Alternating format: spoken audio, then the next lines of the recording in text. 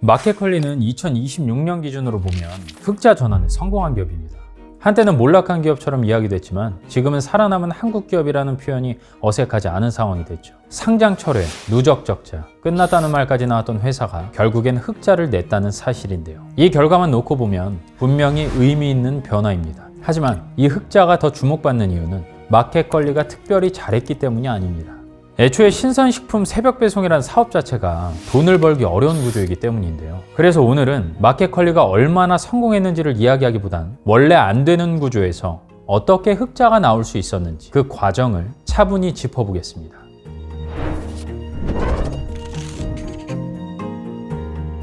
흑자로 오기까지 마켓컬리를 바라보는 시선은 지금과는 완전히 달랐는데요. 상장 철회 이후 시장은 빠르게 냉각됐고 누적된 적자와 투자 환경 악화가 겹치면서 마켓컬리는 이미 끝난 기업처럼 이야기되기 시작했습니다. 더 이상 버티기 힘들다. 상장은 물 건너갔다. 이런 말들이 자연스럽게 따라붙던 시기였죠. 그래서 많은 사람들은 마켓컬리를 성공 사례가 아닌 몰락 사례로 인식하고 있었던 겁니다. 그런 상황에서 나온 흑자 전환이라는 결과는 단순한 실적 개선이라기보다는 기대와 전혀 다른 방향의 결과였던 거죠. 그리고 이 결과가 더 주목받는 이유는 하나입니다. 처음에 말씀드렸듯 신선식품 새벽 배송이라는 사업 자체가 돈을 벌기 어려운 구조이기 때문인데요. 신선식품은 시간이 지나면 가치가 떨어지는데요. 판매하지 못하면 재고가 아니라 곧바로 손실이 되기 때문이죠. 여기서 새벽 배송이 더해집니다. 냉장과 냉동물류, 밤에 일하는 인력, 제한된 배송 시간까지. 일반 배송보다 비용이 훨씬 많이 들게 되죠.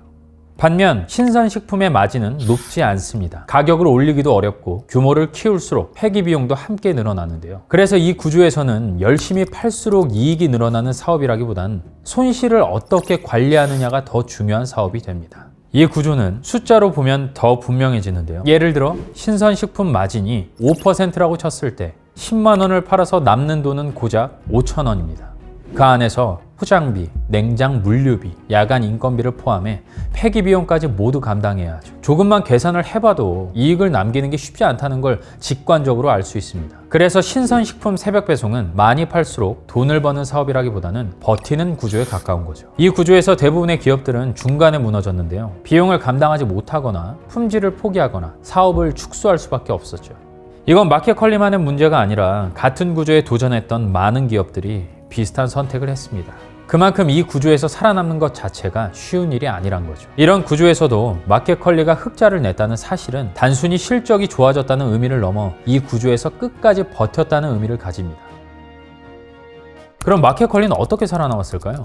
답은 사업의 방향을 바꿨다는 점인데요. 신선식품만으로 이익을 내려는 시도를 줄이면서 마진이 나는 영역으로 무게중심을 옮기고 상품 구성, 비용 구조, 운영 방식까지 하나씩 조정해 나갔죠. 이 과정에서 성장은 크지 않았지만 손실을 줄이며 결국 흑자 전환이라는 결과로 이어진 겁니다. 회계적인 관점에서 보면 이 흑자를 과장해서 볼 필요는 없는데요. 아직은 완전히 안정적인 수익 구조라고 말하기는 어렵기 때문이죠. 하지만 분명한 건 하나입니다. 마켓컬리는 무너질 기업의 단계는 이미 지났다는 점이죠. 이제는 다시 설계할 수 있는 단계로 들어섰다고 볼 수 있다는 겁니다. 마켓컬리는 대단한 성공 신화를 쓴 기업은 아닙니다. 하지만 원래 돈이 안 되는 구조를 흑자로 만들어냈다는 점에서 한국 기업이 어디까지 버틸 수 있는지를 보여준 사례라고 할 수 있겠죠. 그래서 이 이야기는 마켓컬리만의 이야기가 아니라 앞으로 한국 기업들이 어떤 방식으로 살아남아야 하는지를 보여주는 하나의 참고 사례가 될 것 같습니다. 오늘 영상은 여기까지입니다. 지금까지 시청해 주셔서 감사합니다.